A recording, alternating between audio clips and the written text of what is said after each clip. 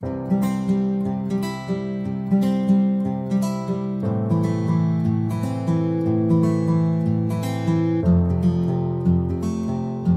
বন্ধু বান্ধৱীসকল, ৰাগীতিলৈ আপোনালোকক স্বাগতম। ক্ৰমাগতভাৱে আমি ইণ্ডিয়ান হিষ্ট্ৰী পাৰ্টটো আলোচনা কৰি আছোঁ। বৰ্তমানলৈকে আমি দিল্লীৰ চুলতানসকলৰ বিষয়ে আলোচনা কৰিলোঁ। আমি পাই আহিছোঁ যে দিল্লীৰ সিংহাসনৰ পৰা 5টা ৰাজবংশই শাসন কৰিছিলে। সেইকেইটা হৈছে গোলাম বংশ, খিলজী বংশ, তুগলক বংশ, চৈয়দ বংশ আৰু লোদী বংশ। আমি যেতিয়া দিল্লীৰ চুলতানসকলৰ এটা অন্যতম বংশ তুগলক বংশ পঢ়িছিলোঁ, তাত এজন ৰজা পাইছিলোঁ। তেওঁৰ নাম আছিলে মহম্মদ বিন তুগলক। তেওঁক পাগল ৰজা বুলি কোৱা হয়, কাৰণ তেওঁ যিবিলাক আঁচনি লয় সেই আঁচনিবিলাকেই ভুল হয়, আৰু তেওঁৰ সময়তে তেনেকুৱা এটা ভুল হৈছিলে। সেইটোৰ কাৰণে তেওঁৰ সময়ত 1336 চনত বিজয়নগৰ, আমাৰ দক্ষিণ ভাৰতৰ ফালে বৰ্তমানৰ কৰ্ণাটকত বিজয়নগৰ ভাগ হৈছিল, আৰু 1347 চনত ব্ৰাহ্মণী নগৰ পৃথক হৈছিল, যিটো বৰ্তমানৰ মহাৰাষ্ট্ৰৰ অংশটোত হ'ব। তাত মানে সেই দুখন ৰাজ্য তেওঁলোকৰ পৰা পৃথক হৈ আহিছিলে। যেতিয়া মহম্মদ বিন তুগলকে দৌলতাবাদলৈ ৰাজধানী লৈ আহিছিলে, আমি পাই আহিছোঁ ন, তেতিয়া তেওঁ ৰাজধানী লৈ আহিলে। বহুত গৰম দিন আছিলে, নৈ পৰ্বত পাহাৰ পাৰ হৈ আহোঁতে বহুতখিনি মানুহ ৰাস্তাতে মৰি সাজি শেষ হৈ গ'ল। আকৌ পুনৰ তেওঁ লৈ গৈছিলে। তেওঁতো ৰাজধানীখন পাতিবলৈ লৈ আহিলেই নহ'ব ন, সেই তাত অন্য ৰজাই শাসন কৰি আছে, সেইবিলাক জেগা তেওঁ জয় কৰি ল'ব লাগিব। সেইকাৰণে তেতিয়া আহি তেওঁ ব্ৰাহ্মণী সাম্ৰাজ্য আৰু বিজয়নগৰ জয় কৰিছিলে। জয় কৰি পেলাই তেওঁৰ লগত মিলাই লৈছিলে। হৰিহৰ আৰু বোকাই নামৰ দুজনক ধৰি লৈ গৈছিলে, যিকেইখন তাৰ মানে লিডাৰ আছিলে, আৰু তেওঁলোক তাৰ লিডাৰ আছিলে, আৰু তেওঁলোকক ধৰি লৈ গৈছিলে। আৰু লৈ গৈ তেওঁ কৈছিলে যে তোমালোকে ইছলাম ধৰ্ম গ্ৰহণ কৰিব লাগিব। আৰু তেওঁলোকে কোনো মানে মাত নমতাকৈ ইছলাম ধৰ্ম গ্ৰহণ কৰিছিলে। তেওঁলোক মানে বহুত টেঙৰ আছিলে দেই। তেওঁলোকে ইছলাম ধৰ্ম গ্ৰহণ কৰিলে।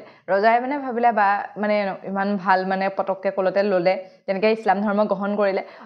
ইছলাম ধৰ্ম গ্ৰহণ কৰাৰ পাছত তেওঁলোকে ক'লে যে আমিতো ইছলাম ধৰ্ম গ্ৰহণ কৰিলে আপোনাৰ অধীনতে আছোঁ, আমাক এতিয়া সেই ব্ৰাহ্মণী সাম্ৰাজ্য মানে আৰু আপোনাক ডাঙৰ কৰি দিবলৈ দিয়ক, আমাৰ অধীনত সেনা দিয়ক, টকা পইচা দিয়ক, আমি ব্ৰাহ্মণী সাম্ৰাজ্যখন আপোনাক আৰু ডাঙৰ কৰি দিম, মানে আপোনাৰ সাম্ৰাজ্যখন আৰু ডাঙৰ হ'ব।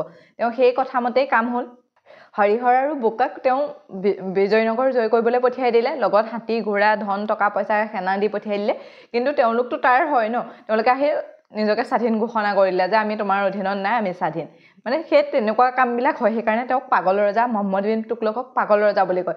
তেওঁ ভাবিব লাগিছিলে ন, তেওঁ তাৰ পৰা ধৰি নিছে, সেই বিজয়নগৰৰ পৰাই নিছে, আৰু তেওঁলোক লিডাৰ আছিলে। তেওঁলোকেতো পটককৈ যুদ্ধ কৰি পেলাই তেওঁক কেলেনো ৰাজ্যখন দি দিব। কিন্তু তেওঁ সেইটো নাভাবিলে। তেওঁৰ ৰাজ্যখন যেতিয়া যুদ্ধ কৰিবলৈ গ'ল, আৰু শেষত তেওঁলোকে নিজকে স্বাধীন ঘোষণা কৰিলে, আৰু তেতিয়াৰ পৰাই বৰ্তমানৰ কৰ্ণাটকত বিজয়নগৰ প্ৰতিষ্ঠা হ'ল। বিজয়নগৰ পৃথক হৈছিলে 1336 চনত, আৰু 1347 চনত 10 বছৰৰ পাছত মানে ব্ৰাহ্মণী পৃথক হৈছিলে। ঠিক আছে, আজি আমি সেই বিজয়নগৰ আৰু ব্ৰাহ্মণী সাম্ৰাজ্যৰ বিষয়ে পঢ়িম। ফাৰ্ষ্ট আহোঁ এতিয়া বিজয়নগৰ। বিজয়নগৰ প্ৰতিষ্ঠা হৈছিলে 1336 AD-ত বৰ্তমান কৰ্ণাটকত। বিজয়নগৰৰ ৰাজধানী আছিল হাম্পি। এইটো মনত ৰাখিব দেই, সুধিব পাৰে। আমি এতিয়ালৈকে যেনেদৰে পাই আহিছোঁ ন, ৰাজ্যখনত এটা বংশই শাসন কৰে, শাসন কৰাৰ পিছত তেওঁ কোনোবা হত্যা কৰে বা আক্ৰমণ কৰি তেওঁৰ ৰাজ্যত বেলেগ এটা বংশৰ প্ৰতিষ্ঠা হয়। তেনেদৰে বিজয়নগৰটো কেইবাটাও বংশই শাসন কৰিছিলে। সেইকেইটাৰ ভিতৰত হৈছে সংগম বংশ, চালু বংশ, তুলু বংশ আৰু আৰবিদুৰ বংশ। এইটো সংগম বংশটো মই যেতিয়া সংগম কাল পঢ়াইছিলোঁ কৈছিলোঁ, আপোনালোকে কনফিউজ নকৰিব, এইটো মহম্মদ বিন তুগলকৰ সময়ৰ সংগম বংশ।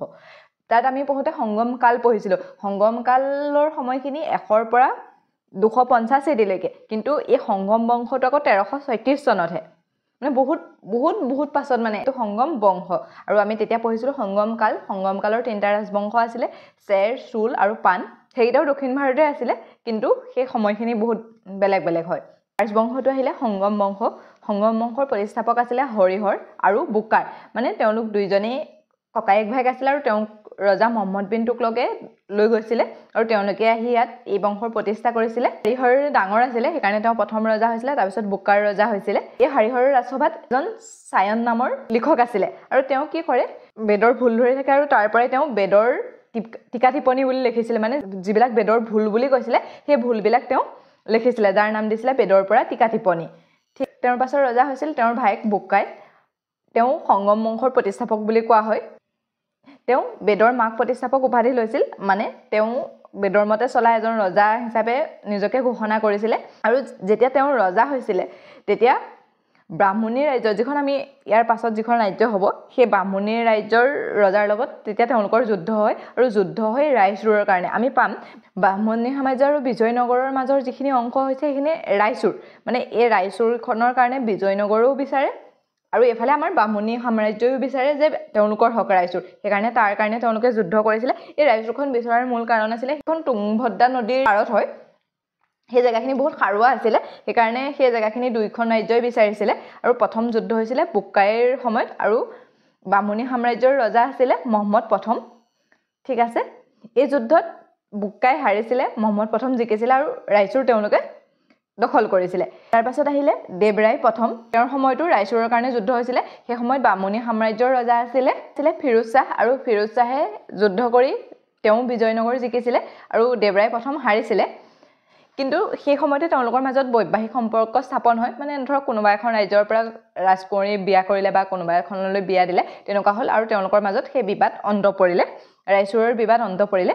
ঠিক আছে, আৰু সেই ফিৰোজ শ্বাহৰ, বামুণী সাম্ৰাজ্যৰ ৰজা ফিৰোজ শ্বাহৰ কথা মতেই তেওঁৰ ৰাজসভাত তুৰ্কী ধনুধৰ ৰাখিছিলে, যিসকল মুছলমান ধৰ্মৰ ধনুধাৰী আছিলে, সেই তেনেকুৱা ধনুধাৰী ৰাখিছিলে তেওঁৰ ৰাজসভাত।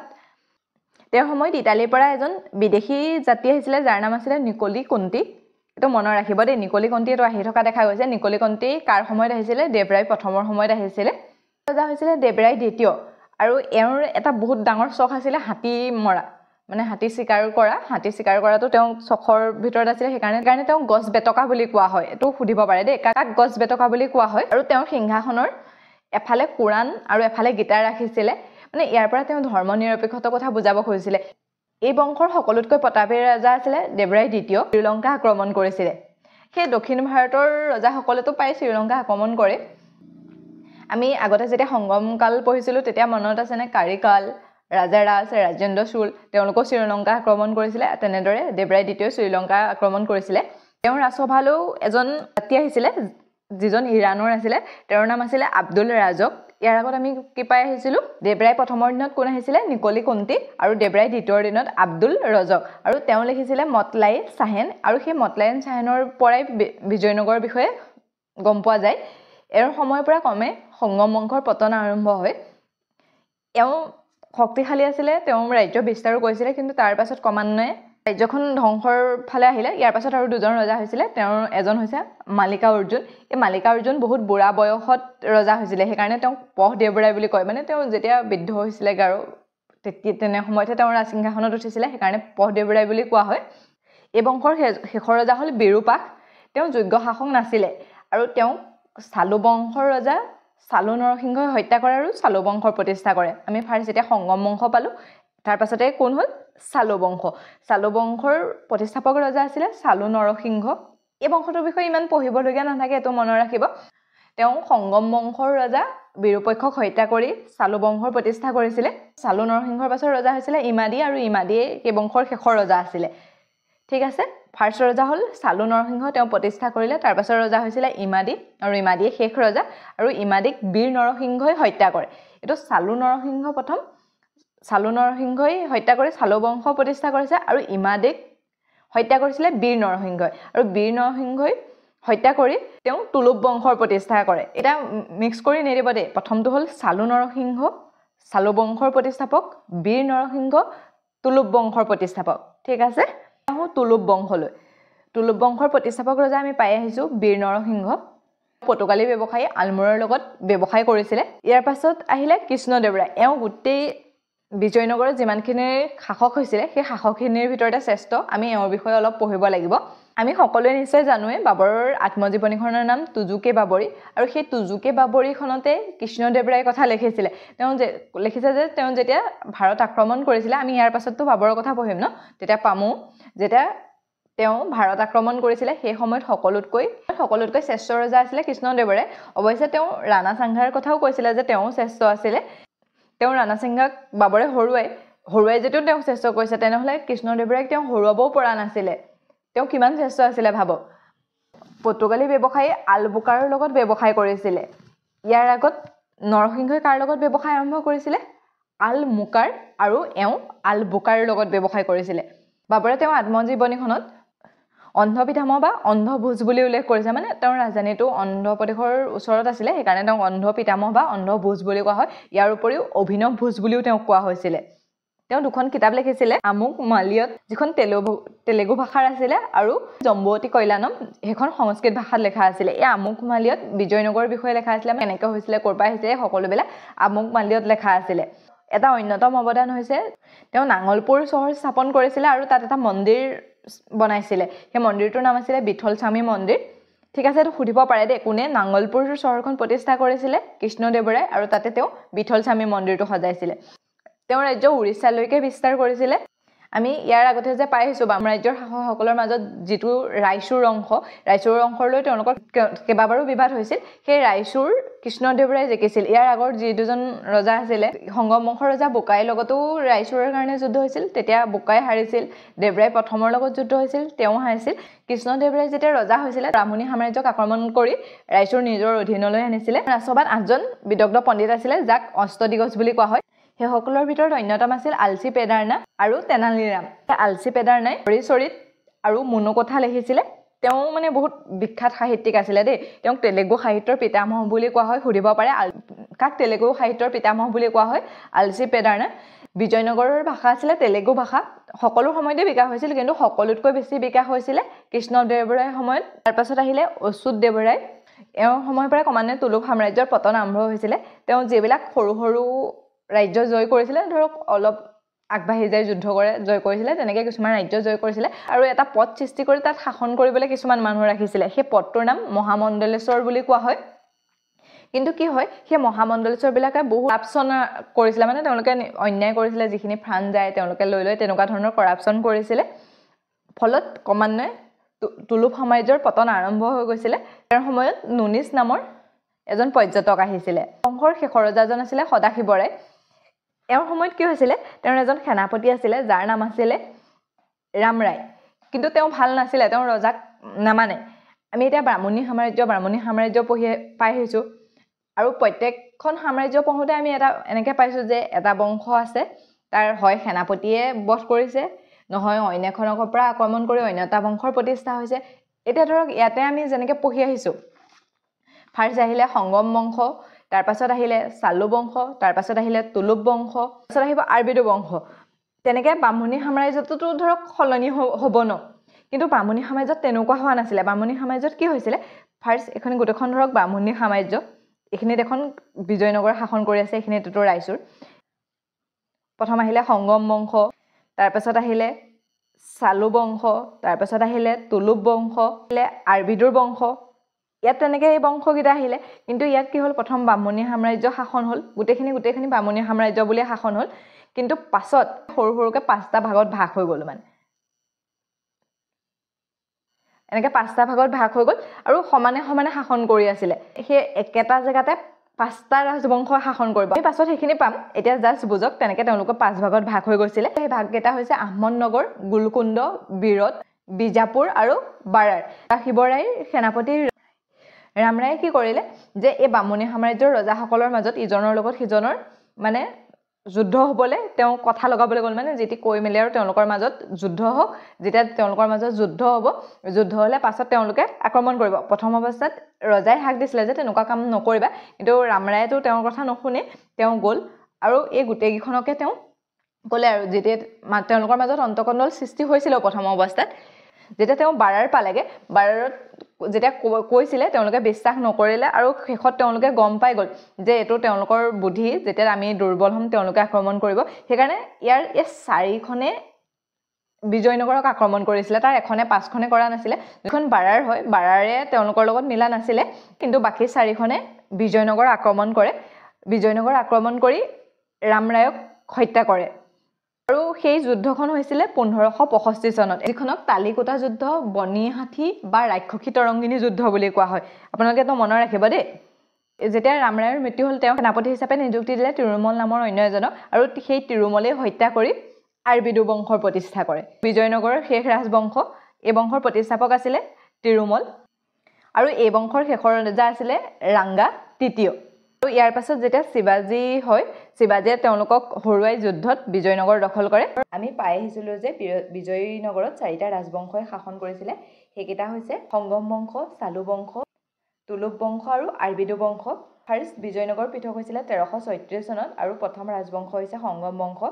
এই বংশৰ প্ৰতিষ্ঠাপক আছিলে হৰিহৰ আৰু তেওঁৰ ভায়েক বুকাৰ প্ৰথম।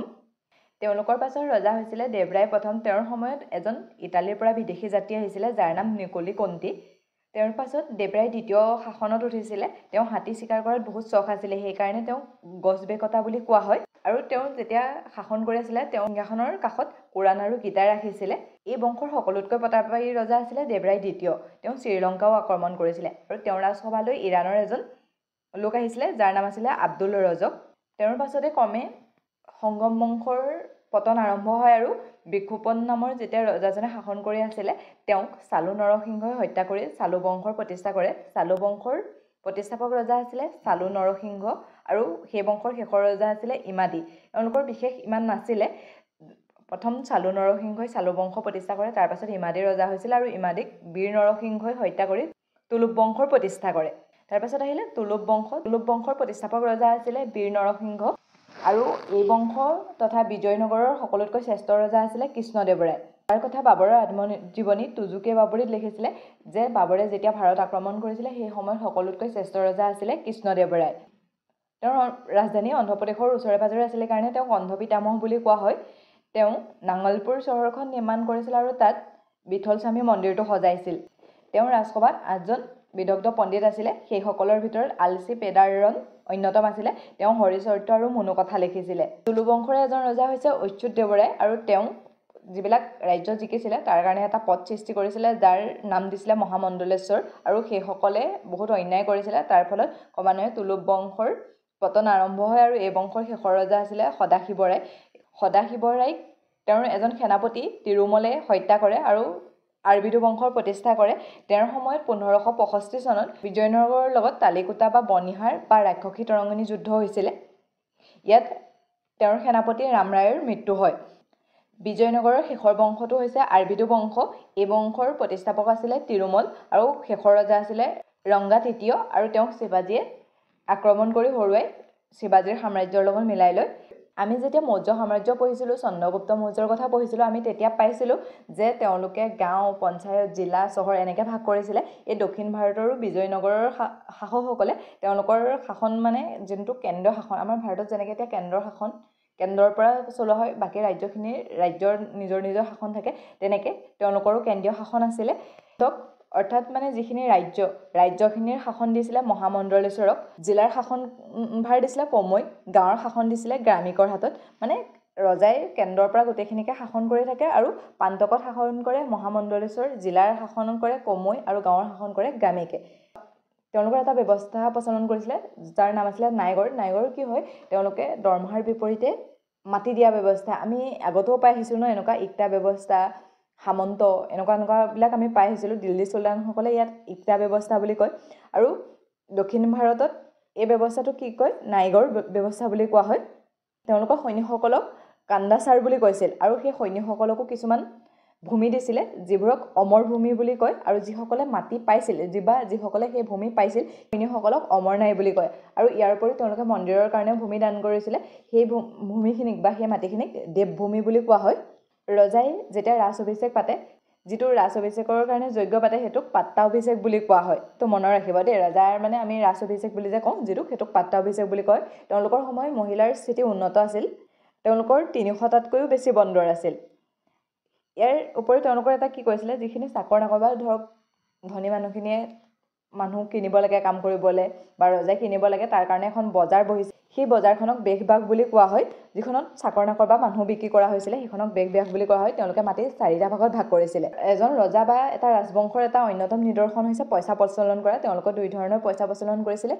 এটা আছিলে সোণৰ পইচা, যিটোক পেগৰা বা বাহৰ বুলি কোৱা হয়, আৰু ৰূপৰ পইচাও প্ৰচলন কৰিছিলে, তাক টাৰ বুলি কোৱা হয়। বিজয়নগৰৰ ৰাজধানী আছিলে হাম্পি, আমি আগতে পাই আছোঁ, আৰু সেই হাম্পিখন তুংভদ্ৰা নদীৰ কাষতে আছিলে।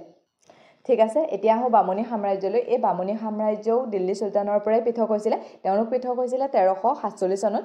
বিজয়নগৰ পৃথক হোৱাৰ 10 বছৰৰ পিছত বামুণী সাম্ৰাজ্য পৃথক হৈছিল। তেওঁলোকৰ ভাষা আছিলে মাৰাঠী। বিজয়নগৰৰ ভাষা আছিলে তেলেগু আৰু ব্ৰাহ্মণী সাম্ৰাজ্যৰ ভাষা আছিলে মাৰাঠী। তেওঁলোকৰ মুদ্ৰাক হুন বুলি কোৱা হয়। ব্ৰাহ্মণী সাম্ৰাজ্যৰ প্ৰতিষ্ঠাপক ৰজা আছিলে হসন গংগু। তেওঁৰ সম্পূৰ্ণ নাম আছিলে আলাউদ্দিন বহমন শ্বাহ। তেওঁৰ ৰাজধানী আছিল গুলবাৰ্গা। অৱশ্যে পাছলৈ বিদৰলৈ ৰাজধানী লৈ যোৱা হৈছিল, কিন্তু ইমান সেইটো ইম্পৰ্টেণ্ট নহয়। তেওঁলোকৰ ৰাজধানী গুলবাংগাটোৱে ইম্পৰ্টেণ্ট হয়। হসন গংগুৰ পাছৰ ৰজা হৈছিলে মহম্মদ শ্বাহ প্ৰথম। আমি আগতে এওঁৰ কথা পাইছিলোঁ ন, যেতিয়া বিজয়নগৰৰ কথা পঢ়িছিলোঁ। বিজয়নগৰৰ প্ৰতিষ্ঠাপক ৰজা আছিলে বোকা প্ৰথম আৰু হাৰিহৰ। সেই বোকা প্ৰথমৰ দিনতেই তেওঁ বিজয়নগৰ আক্ৰমণ কৰিছিলে ৰায়চুৰৰ কাৰণে, যিটো দুইখন বিজয়নগৰ আৰু ব্ৰাহ্মণী সাম্ৰাজ্যৰ সীমা আছিলে, তাৰ কাৰণে আক্ৰমণ কৰিছিলে আৰু এই মহম্মদ শ্বাহ প্ৰথম জিকিছিলে। প্ৰথম অৱস্থাত ব্ৰাহ্মণী সাম্ৰাজ্য বহুত শক্তিশালী আছিলে। পিছলৈ যেতিয়া ভাগ হয় তেতিয়া তেওঁলোকৰ শক্তিটো অলপ কমি গৈছিলে। এই ৰাজচুৰ তেওঁলোকে জয় কৰিছিলে। ইয়াৰ পাছৰ ৰজা হৈছিলে ফিৰোজ শ্বাহ, আৰু এওঁ সেই ৰাজচুৰৰ কাৰণে যুদ্ধ কৰিছিলে। তেওঁ যুদ্ধ কৰিছিলে দেৱৰায় প্ৰথমৰ সময়ত, আৰু দেৱৰায় প্ৰথমক তেওঁ আক্ৰমণ কৰি ফিৰোজ শ্বাহ জিকিছিলে। কিন্তু পাছত যেতিয়া বৈবাহিক সম্বন্ধ স্থাপন হয়, তেওঁলোকৰ মাজত ৰিলেশ্যনটো ভাল হয়, এওঁৱে ৰজা দেৱৰায় প্ৰথমক তুৰ্কী ধনুধাৰী ৰাখিবলৈ মত দিছিলে। ইয়াৰ পাছৰ ৰজা হৈছিলে চিহাবুদ্দিন। এওঁক সন্ত আহমেদ বুলি কোৱা হয়। এইটো মনত ৰাখিব, কাক সন্ত আহমেদ বুলি কোৱা হয়? চিহাবুদ্দিনক। আৰু এওঁৱে ৰাজধানী বিদৰলৈ লৈ গৈছিলে। প্ৰথম আছিলে গুলবাংগা, আৰু এওঁ বিদৰলৈ লৈ গৈছিলে আলাউদ্দিন হুমায়ুন। এওঁ বহুত অত্যাচাৰী ৰজা আছিলে। এওঁ আকৌ আমাৰ মোগলৰ হুমায়ুন নহয় দেই, এওঁক আলাউদ্দিন হুমায়ুন বুলি কয়। আৰু এওঁ বহুত কোৰ শাসক আছিলে, মানে এওঁক জালিম হুমায়ুন বুলি কোৱা হয়। তেওঁ ইমানেই অত্যাচাৰী আছিলে, যদি মানে তেওঁৰ ৰান্ধনীয়ে ভাত বনাওঁতে যদি বেয়া হয়, তেওঁৰ হাত কাটি দিয়ে বা হত্যা কৰি দিয়ে, তেনেকুৱা তেওঁৰ আগলৈকে মানুহ যাবলৈ ভয় কৰিছিলে। কিন্তু তেওঁৰ ৰাজসভাত যিজন প্ৰধানমন্ত্ৰী আছিলে, তেওঁৰ নাম আছিলে গবা।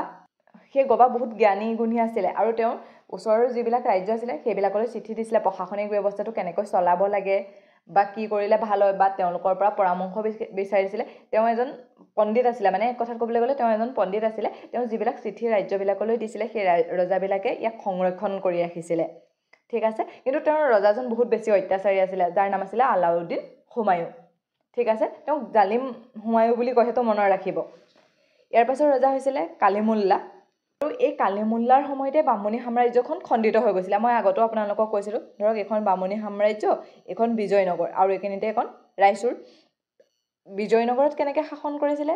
ইটো বংশৰ পিছত সিটো বংশ আহিছিলে, সিটো বংশৰ পিছত সিটো বংশ আহিছিলে। প্ৰথম আহিলে সংগম বংশ, তাৰপাছত আহিলে চালু বংশ, তাৰপাছত আহিলে তুলুক বংশ, তাৰপাছত আহিলে আৰবিদুৰ বংশ। কিন্তু ইয়াত কি হ'ল, এখন গোটেইখনেই বামুণী সাম্ৰাজ্য আছিলে। যেতিয়া কালিমুল্লাৰ ৰজা হ'ল, তেওঁৰ পাছত বামুণী সাম্ৰাজ্যখন 5 ভাগত ভাগ হৈ গ'ল, আৰু 5টা ভাগত ভাগ হৈ 5 জেগাৰ পৰা তেওঁলোকে শাসন কৰিছিলে।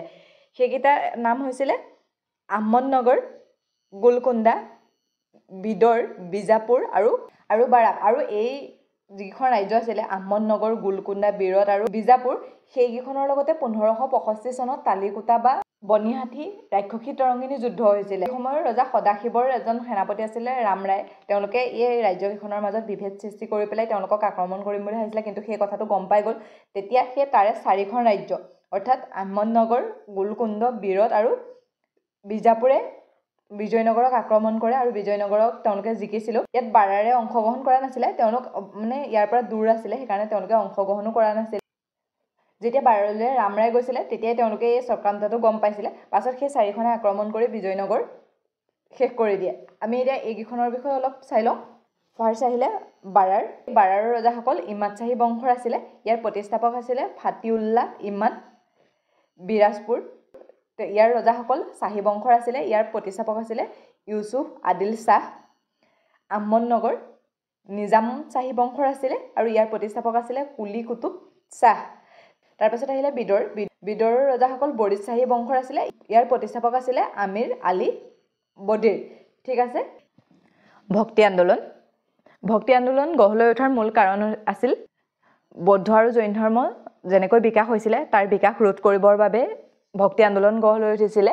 ইয়াৰ উপৰিও সেই সময়ত দক্ষিণ ভাৰতৰ চোৱাচুত, অৰ্থাৎ মানে যিজন নিম্নবৰ্গৰ মানুহ, তেওঁ কোনোবা এটা ৰাস্তাই যাব নোৱাৰিছিল, উচ্চ বৰ্ণৰ মানুহৰ লগত সম্পৰ্ক কৰিব নোৱাৰিছিল। এনেকুৱা ধৰণৰ আছিল যে নিম্নবৰ্গৰ কোনোবা এজন মানুহে যদি ৰাস্তাটোৰে পাৰ হৈ যায়, তেতিয়া সেই উচ্চ বৰ্ণৰ মানুহজনে মানে তেওঁক অত্যাচাৰ কৰিছিল। তেওঁ সেই ৰাস্তাই পাৰ হৈ যাব, মানে তেওঁলোকৰ ৰাস্তাও বেলেগ আছিল, তেওঁলোকৰ খোৱা পুখুৰী পানীও বেলেগ আছিল, তেনেকুৱা ধৰণৰ আছিল। সেই চোৱাচুত ব্যৱস্থা নাইকিয়া কৰিবৰ বাবে, যেনেকৈ যিটো জাতিৰ উচ্চ বৰ্গ নিম্ন বৰ্গ, সেই তেনেকুৱাবিলাক নাইকিয়া কৰিবলৈ আৰু বৌদ্ধ ধৰ্ম আৰু জৈন ধৰ্মৰ প্ৰভাৱ ৰোধ কৰিবৰ বাবে ভক্তি আন্দোলন গঢ় লৈ উঠিছিলে।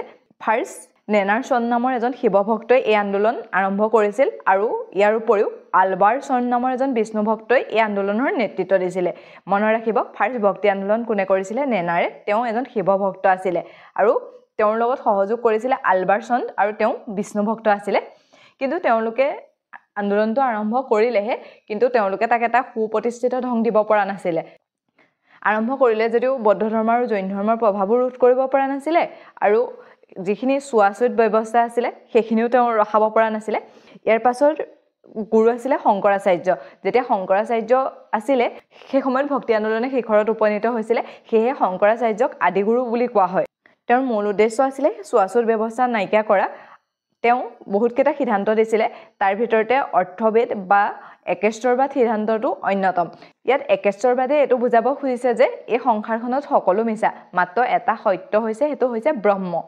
যিসকলে তেওঁৰ সিদ্ধান্ত মানিছিলে তেওঁলোকক স্মৃতি সম্প্ৰদায় বুলি কোৱা হয় অৰ্থাৎ স্মৃতি সম্প্ৰদায় প্ৰতিষ্ঠা কৰিছিলে শংকৰাচাৰ্যই আৰু তেওঁ মানে ৰোধ কৰিব পাৰিছিল তেওঁ কি যুক্তি দিছিল যে প্ৰথম বৌদ্ধ ধৰ্ম আৰু জৈন ধৰ্মলৈ কনভাৰ্ট হোৱা মানুহখিনিতো হিন্দু মানুহে আছিল যেতিয়া বৌদ্ধ ধৰ্মৰ প্ৰসাৰ হৈছিল তেতিয়া তেওঁলোকে কৈছিল যে আমাৰ ইয়াত ধৰক পূজা পাতল বেছি নাই সাধাৰণ মানুহে ইয়াক মানিব পাৰিব ইয়াত কোনো ধৰণৰ জুৱা মদ আদিৰ ব্যৱহাৰ নহ'ব কিন্তু যেতিয়া বৌদ্ধ ধৰ্ম ক্ৰমান্বয়ে আহি ইমান দিন হৈ গ'ল কেতিয়াতে বৌদ্ধ ধৰ্ম ষ্টাৰ্ট হৈছিলে মনত আছেনে আমি বৌদ্ধ ধৰ্ম কেতিয়া পঢ়িছিলোঁ সেই তেতিয়াৰ পৰা আহি এতিয়ালৈকে বৌদ্ধ ধৰ্মৰ মাজতো সেইবিলাক আহিল মূৰ্তি পূজা আৰম্ভ হৈ গ'ল মানে সাধাৰণ মানুহে তাক সহজে মানিব নোৱাৰা হৈ গ'ল সেইকাৰণে তেওঁ সেইখিনি কথা কৈ সেই মানুহখিনিক আকৌ হিন্দু ধৰ্মলৈ কনভাৰ্ট কৰিছিলে তেওঁ ভাৰতৰ চাৰিদিশে মঠ বা পীঠ তৈয়াৰ কৰিছিলে সেইকেইটা হৈছে পূবে উৰিষ্যাত গোবৰ্ধন পীঠ পশ্চিমে গুজৰাটত শৰদা পীঠ উত্তৰে উত্তৰাখণ্ডত জ্যোতিষ পীঠ দক্ষিণে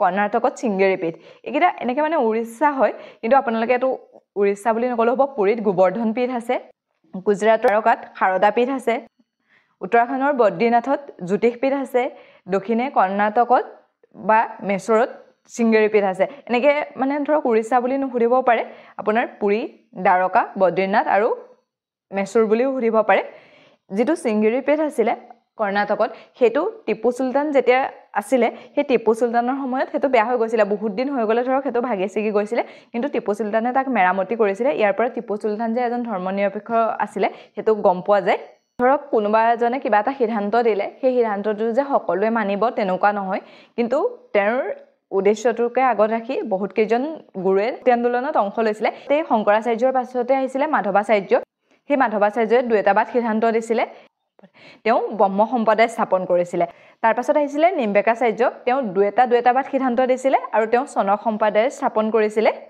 ইয়াৰ পাছত বল্লভাচাৰ্য আহিছিলে আৰু তেওঁ শুদ্ধ দ্বৈতবাদ সিদ্ধান্ত দিছিলে শেষত আহিছিলে ৰামানুচাৰ্য তেওঁ বিশ্বস্ত দ্বৈতবাদ সিদ্ধান্ত দিছিলে আৰু তেওঁ শ্ৰী সম্প্ৰদায় স্থাপন কৰিছিলে আপোনালোকে এটা জাষ্ট মনত ৰাখিলে হ'ব মাধৱাচাৰ্যই দ্বৈতবাদ সিদ্ধান্ত দিছিলে তেওঁ ব্ৰহ্ম সমাজ প্ৰতিষ্ঠা কৰিছিলে নিম্বকাচাৰ্যই দ্বৈতবাদ সিদ্ধান্ত দিছিলে তেওঁ চনক সম্প্ৰদায় স্থাপন কৰিছিলে বল্লভাচাৰ্যই শুদ্ধ দ্বৈতবাদ সিদ্ধান্ত দিছিলে ৰামানুচাৰ্যই বিশ্বস্ত দ্বৈতবাদ সিদ্ধান্ত দিছিলে আৰু তেওঁ শ্ৰী সম্প্ৰদায় স্থাপন কৰিছিলে যেতিয়া দক্ষিণ ভাৰতত ভক্তি আন্দোলন আৰম্ভ হৈছিলে সেই সময়ত উত্তৰ ভাৰতত মুছলিম শাসকসকলে শাসন কৰিছিলে সেইকাৰণে সেই সময়ত উত্তৰ ভাৰতত ইছলাম ধৰ্মৰ প্ৰভাৱটো বহুত বেছি আছিলে কিন্তু লাহে লাহে সেই ভক্তি আন্দোলনৰ প্ৰভাৱ উত্তৰ ভাৰতলৈকে আহিছিলে উত্তৰ ভাৰতলৈ ৰামানন্দে সেই ভক্তি আন্দোলনটো লৈ আহিছিলে সুধিব পাৰে কোনে দক্ষিণ ভাৰতৰ পৰা উত্তৰ ভাৰতলৈকে ভক্তি আন্দোলনটো আনিছিলে ৰামানন্দে আৰু এটা সুধি থকা দেখা যায় সেইকাৰণে ইয়াতে ইনক্লুড কৰি ৰাখিছোঁ আকবৰৰ যিখিনি সময়ত শাসন কৰিছিলে সেই সময়ৰ ভক্তিকালৰ স্বৰ্ণযুগ বুলি কোৱা হয় মানে তেওঁ বহুত কাম কৰিছিলে আমি যেতিয়া আকবৰ পঢ়িম তেতিয়া পাম সেইকাৰণে আকবৰৰ সময়খিনিক ভক্তিকালৰ স্বৰ্ণযুগ বুলি কোৱা হয় আমি ভক্তি বুলি যে কৈ আছোঁ ভক্তিক সেই ভক্তিটো আমি দুই প্ৰকাৰে ভাগ কৰিব যে এটা হৈছে সগুণ ভক্তি আনটো হৈছে নিগুণ ভক্তি সগুণ ভক্তিত কি হয় মূৰ্তি পূজা কৰা হয় ধৰক আমাৰ হিন্দু ধৰ্মৰ যেনেকৈ দেৱ দেৱী দেৱতা কিমানখিনি আছে ন সকলোকে যেনেকৈ আমি পূজা কৰোঁ সেইখিনিক সগুণ ভক্তি বুলি কোৱা হয় সগুণ ভক্তিত বিশেষকৈ ৰাম ভক্তি আৰু কৃষ্ণ ভক্তিৰ কথা ক'ব পাৰি ৰাম ভক্তি বুলি কওঁতে তুলসীদাসৰ কথা আমি ক'ব পাৰোঁ তেওঁ আকবৰৰ সমসাময়িক আছিল আৰু তেওঁ ৰামচৰিত মানস লিখিছিলে তেনেদৰে কৃষ্ণ ভক্তিৰ কথা ক'লে কৃষ্ণ ভক্তিত সুৰদাসে কৃষ্ণ ভক্তিৰ কথা লিখিছিলে কৃষ্ণ ভক্তিৰ ক্ষেত্ৰত কেইজনমানৰ কথা আমি ক'ব পাৰোঁ সেইসকলৰ ভিতৰত সুৰদাস তেওঁ কৃষ্ণ ভক্তিৰ কথা লিখিছিলে বিঠল স্বামী তেওঁ অন্য এজন ভক্তক শিক্ষা দিছিলে তাক অষ্টচাপ বুলি কোৱা হয় টুকাৰাম এওঁ শিৱাজীৰ সমকালীন আছিলে নৰসিংহ মেহতা এওঁ বিষ্ণু ভক্ত আছিলে চৈতন্য মহাপ্ৰভু তেওঁ হৰি কীৰ্তনক সুপ্ৰতিষ্ঠিত কৰিছিলে আমাৰ যোনটো হৰে ৰাম হৰে কৃষ্ণ সেইটো চৈতন্য মহাপ্ৰভুৱে আৰম্ভ কৰিছিলে ঠিক আছে ইয়াৰ পাছত আহিলে নিগুণ ভক্তি। নিগুণ ভক্তিত মূৰ্তি পূজা নাথাকে, মানে তাত মূৰ্তি নাথাকে। যেনেকৈ আমি এতিয়া সগুণ ভক্তিত পালোঁ কৃষ্ণ ভক্তি, ৰাম ভক্তি। তাত আমি যেতিয়া আমি ভক্তি কৰোঁ বা ভক্তি কৰা হয় তেতিয়া কোনোবা এজন ভগৱানৰ মূৰ্তি মুখৰ আগত থাকে, কিন্তু নিৰ্গুণ ভক্তিত তেনেধৰণৰ কোনো মূৰ্তি নাথাকে। সেইসকলৰ ভিতৰত মুছলমান ধৰ্ম, জৈন ধৰ্ম এইবিলাকৰ কথা ক'ব পাৰি। নিগুণ ভক্তিটো আকৌ দুটা ভাগত ভাগ কৰিব পাৰি, সেইকেইটা হৈছে সন্ত ভক্তি আৰু চুফী ভক্তি। সন্ত ভক্তিৰ ক্ষেত্ৰত শিখ ধৰ্মৰ গুৰুসকলৰ কথা ক'ব পৰা যায়। ইয়াৰ উপৰিও সন্ত ভক্তিৰ এজন অন্যতম হৈছে কবিৰ দাস। তেওঁ মানে কোনো এটা ধৰ্ম প্ৰচাৰ কৰা নাছিলে বা কোনো এটা ধৰ্মক মানিব লাগে বুলি কোৱা নাছিলে। হিন্দু মুছলমান সকলোৰ ওপৰতে সমানে কাম কৰিছিলে। তেওঁ বিশেষকৈ মানৱতাৰ ওপৰত গুৰুত্ব দিছিলে। মানৱতাই তেওঁ ধৰ্ম হিচাপে গ্ৰহণ কৰিছিলে। তেওঁ বীজক নামৰ এখন কিতাপ ৰচনা কৰিছিলে। ইয়াৰ পাছত আমি সন্ত ভক্তিৰ ক্ষেত্ৰত শিখ ধৰ্মৰ কথা ক'ব পাৰোঁ। শিখ ধৰ্ম বুলি ক'লে আমি শিখ ধৰ্মৰ গুৰুসকল আমি চাই ল'ব লাগিব অলপ। তেওঁলোকৰ বিষয়েও কুৱেশ্যন সুধি থকা দেখা যায়। ফাৰ্ষ্ট গুৰু হ'ল গুৰু নানক। তেওঁ বাবৰৰ সমকালীন আছিলে। এইটো সোধে দেই, কোন কাৰ সমকালীন আছিলে? গুৰু নানক কাৰ সমকালীন আছিলে? বাবৰৰ সমকালীন আছিলে। তেওঁ শিখ ধৰ্মৰ প্ৰৱৰ্তক আছিলে। তেওঁ মানে ফাৰ্ষ্ট শিখ ধৰ্মৰ প্ৰৱৰ্তন কৰিছিলে। তেওঁ জন্ম হৈছিলে 1469 চনৰ পাকিস্তানৰ তলবন্দীত। তেওঁ ফাৰ্ষ্ট লংগৰ ব্যৱস্থা ষ্টাৰ্ট কৰিছিলে। লংগৰ ব্যৱস্থা এতিয়াও গুৰুদ্বাৰবিলাকত থকা যায়। তাত খানা খুৱাই দুবেলা দুসাঁজ মানে মানুহক খুৱাই যে, সেইটোক লংগৰ বুলি কয়। তেওঁ কৈছিলে যে যিমানসকল লোকে মানে নিজৰ ইনকম কৰে তাৰ কিছু অংশ গুৰুদ্বাৰত দিব লাগে আৰু যিয়ে দুখীয়া মানুহক খুৱাবৰ কাৰণে কামত আহে। আৰু শিখ ধৰ্মৰ যিসকল গুৰু আছে তেওঁলোকৰ আগত চাহেব লেখা হয়, মানে সেইটো তেওঁলোকক সন্মান দিয়া হয়। যেনেকৈ আমাৰ মহাপুৰুষ শ্ৰীমন্ত শংকৰ গুৰু কওঁ, তেনেকৈ তেওঁলোকৰ চাহেব লেখে। তাৰ পাছত আহিলে গুৰু অংগদ। তেওঁ গুৰুমুখী লিপি লেখা আৰম্ভ কৰিছিলে। অৰ্থাৎ মানে শিখ ধৰ্মৰ যিবিলাক ধৰ্মপুথি, সেই ধৰ্মপুথিবোৰ গুৰুমুখী লিপিত লেখা হয়। এওঁ লংগৰ ব্যৱস্থাৰ সুপ্ৰতিষ্ঠিত কৰিছিলে। গুৰু নানকে ইয়াক ষ্টাৰ্ট কৰিছিলে আৰু গুৰু অংগদে তাক সুপ্ৰতিষ্ঠিত কৰিছিলে। 3 নম্বৰজন গুৰু হৈছে গুৰু অমৰ দাস। তেওঁ পাৰিবাৰিক জীৱনত থাকিও গুৰু দায়িত্ব পালন কৰিছিলে। তেওঁ মহিলাৰ পৰ্দা প্ৰথাৰ বিৰোধিতা কৰিছিলে আৰু শেষ কৰিছিলে। তেওঁ মানে বিয়া বাৰু কৰাইছিলে, তেওঁৰ পৰিয়াল আছিলে, কিন্তু তেওঁৰ গুৰু ধৰ্মৰো পালন কৰিছিলে। তেওঁ যিটো মহিলাৰ পৰ্দা প্ৰথা, মানে মুখ ঢাকি থকাৰ যিটো প্ৰথা হয়, সেই প্ৰথাটোৰ বিৰোধিতা কৰিছিলে আৰু তাক শেষ কৰিব বা তাক নাইকিয়া কৰিবৰ কাৰণেও সক্ষম হৈছিলে। তাৰ পাছতে হ'ল ৰামদাস। তেওঁ আকবৰৰ লগত ভাল সম্পৰ্ক আছিলে। আমি যে পাই আছোঁ পঞ্জাৱৰ অমৃতসৰ স্বৰ্ণ মন্দিৰ, আমি শুনি আছোঁ ন, সকলোৱে নিশ্চয় গম পায়। সেই তাৰ কাৰণে মানে সেই যিটো স্বৰ্ণ মন্দিৰ, অমৃতসৰত থকা স্বৰ্ণ মন্দিৰটোৰ কথা যে কৈছোঁ, সেই প্ৰথম তাৰ তেনেকৈ নাছিলে। যেতিয়া ৰামদাস আছিলে, সেই ৰামদাসে আকবৰৰ পৰা 500 বিঘা মাটি পাইছিলে আৰু তাত এটা বহুত ডাঙৰকৈ পুখুৰী খন্দাইছিলে। আৰু তেওঁৰ পাছত যিজন গুৰু হৈছিলে, গুৰু অৰ্জুন দেৱ, তাত এটা মন্দিৰ বনাইছিলে যিটোৰ নাম আছিলে হৰ মন্দিৰ। সেই হৰ মন্দিৰটো থকাৰ কাৰণে মানুহে বিশ্বাস কৰিছিল যে সেই পুখুৰীটো বা সৰোবৰটোৰ পানীখিনি অমৃত, আৰু তাৰ পৰাই সেই অমৃতসৰ হৈছিলে। লাহোৰৰ ৰজা ৰঞ্জিত সিং হৈছিলে, সেই হৰ মন্দিৰটোৰ সোণৰ প্ৰলেপ লগাই দিছিলে আৰু তেতিয়াৰ পৰাই সেইটো স্বৰ্ণ মন্দিৰ হৈছিল, যিটো এতিয়া বৰ্তমান আমি অমৃতসৰৰ স্বৰ্ণ মন্দিৰ কওঁ। ঠিক আছে, আকৌ এবাৰ কৈ দিছোঁ। যেতিয়া গুৰু ৰামদাস হৈছিল, সেই সময়ত আকবৰৰ পৰা তেওঁ 500 বিঘা মাটি পাইছিল আৰু তাতে এটা তেওঁ ডাঙৰ পুখুৰী সজাইছিল। আৰু তাৰ মাজতেই তেওঁৰ পাছৰ গুৰু অৰ্জুন দেৱে এটা মন্দিৰ বনাইছিল, হৰ মন্দিৰ বুলি। সেই মন্দিৰটো থকাৰ কাৰণে মানুহে বিশ্বাস কৰে যে তাৰ পানীখিনি অমৃত বা ভাল, সেইকাৰণে সেই জেগাখিনিৰ নাম অমৃতসৰ হৈছিল। আৰু যেতিয়া ৰজা ৰঞ্জিত সিং আহিছিলে, তেতিয়া সেই হৰ মন্দিৰটোত সোণৰ প্ৰলেপ লগাই দিছিলে আৰু তেতিয়াৰ পৰা সেই মন্দিৰটোৰ স্বৰ্ণ মন্দিৰ হয়। গুৰু অৰ্জুন দেৱ, আমি এতিয়া তেওঁৰ কথা পাই আহিছোঁ, যি হৰ মন্দিৰটো বনাইছিলে। তেওঁ গুৰুগ্ৰন্থ চাহেব লিখিছিলে, একদম ইম্পৰ্টেণ্ট দেই। কোনে গুৰুগ্ৰন্থ চাহেব লিখিছিলে? গুৰু অৰ্জুন দেৱে, যিখনক শিখ ধৰ্মৰ আদিগ্ৰন্থ বুলি কোৱা হয়।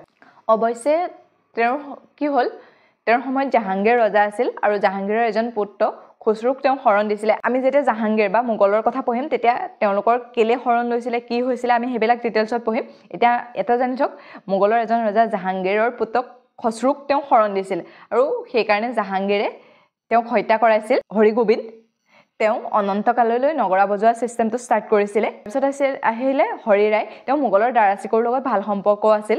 তাৰপাছত হ'ল হৰিকৃষ্ণ, তেওঁ বেছিদিন জীয়াই থকা নাছিল কাৰণ তেওঁ বসন্ত ৰোগ হৈছিলে। তেওঁ গুৰু আছিল, কিন্তু অলপ দিনৰ পাছতে তেওঁৰ মৃত্যু হৈছিলে।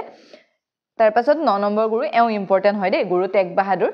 গুৰু টেগ বাহাদুৰৰ লগত অসমৰ কিবা এটা ৰিলেটেড আছে, আপোনালোকে জানে যদি সেইটো মোক কমেণ্ট কৰি জনাবচোন।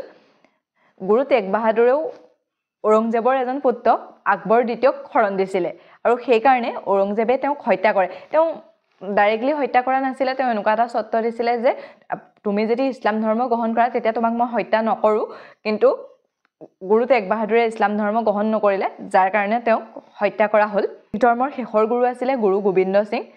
তেওঁ ২৬ ডিচেম্বৰত ১৬৬৪ বিহাৰৰ পাটনাত জন্ম হৈছিলে, কিন্তু তেওঁ ডাঙৰ দীঘল অমৃতসৰতে হৈছিলে। তেওঁৰ শিখ ধৰ্মৰ শেষ গুৰু হয়। শিখ ধৰ্মৰ প্ৰত্যেকজন লোকক একোজন সৈনিক কৰি দিছিলে, যাক খালচা পন্থ বুলি কোৱা হয়। যিসকলে শিখ ধৰ্ম মানিছিলে তেওঁলোকক প্ৰত্যেকজনে একোজন সৈনিক হৈছিলে। তেওঁ এজন শিখ ধৰ্মৰ লোকে ৫টা বস্তু ধাৰণ কৰিব লাগে বুলি কৈছিলে। সেইকেইটা হৈছে দীঘল চুলি ৰখা, আৰু সেইখিনি মানে সজোৱাবৰ কাৰণে এডাল কাঠি ৰখা, লগত এখন তৰোৱাল ৰখা, হাতত খাৰু, আৰু আঁঠুৰ ওপৰত পৰাকৈ হাফ পেণ্ট পিন্ধিব লাগে। আৰু তেওঁকো ঔৰংজেবৰ নিৰ্দেশত গুল খান নামৰ এজনে হত্যা কৰে। ইয়াৰ পাছত বন্ধ্যা বাহাদুৰেও নেতৃত্ব দিছিল, কিন্তু তেওঁক মোগলে বহুত ভয় কৰিছিল। শেষত তেওঁকো ঔৰংজেবে নৃশংসভাৱে হত্যা কৰিলে। ঠিক আছে, এতিয়া আমি নিগুণ ভক্তিৰ দুটা ভক্তিৰ কথা পাইছিলোঁ। এটা হৈছে চন ভক্তি আৰু এটা হৈছে চুফি ভক্তি। এই চুফি ভক্তিটো বিশেষকৈ ইছলাম ধৰ্মৰ লগত জড়িত। ইছলাম ধৰ্মৰ নীতি নিয়মবোৰ বহুত কঠোৰ আছিলে, সেয়েহে মনছুৰ হালাজে চুফি ভক্তি আৰম্ভ কৰিছিলে। মনছুৰ হালাজে অঞ্চৰ উপাধি গ্ৰহণ কৰিছিলে। অঞ্চৰ মানে হৈছে ঈশ্বৰৰ সম্ভেদ পৃথিৱীত দিয়া। তেওঁ মানে ঈশ্বৰৰ এজন দূত হয়, যি পৃথিৱীত ঈশ্বৰৰ সম্বাদ দিছিলে। আমাৰ ভাৰতত ফজা মঈনুদ্দিন চিস্তিয়ে আজমেৰৰ পৰা ইয়াক ষ্টাৰ্ট কৰিছিলে, আৰু তেওঁ সৃষ্টি সম্প্ৰদায় স্থাপন কৰিছিলে। চুফি ভক্তি ইছলাম ধৰ্মৰ লগতে বিশেষভাৱে জড়িত। ঠিক আছে, আজিলৈ ইমানতে এৰিছোঁ। অন্য এটা ভিডিঅ'ত লগ পোৱাৰ প্ৰতিশ্ৰুতিৰে।